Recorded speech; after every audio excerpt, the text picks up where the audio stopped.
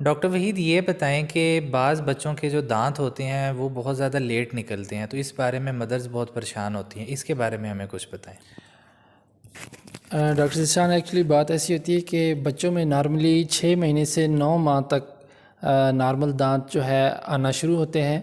اور یہ دانت 15 مہینے تک لیٹ ہو سکتے ہیں، لیکن کچھ چند ایک وجوہات ایسی ہوتی ہیں جن میں بچوں میں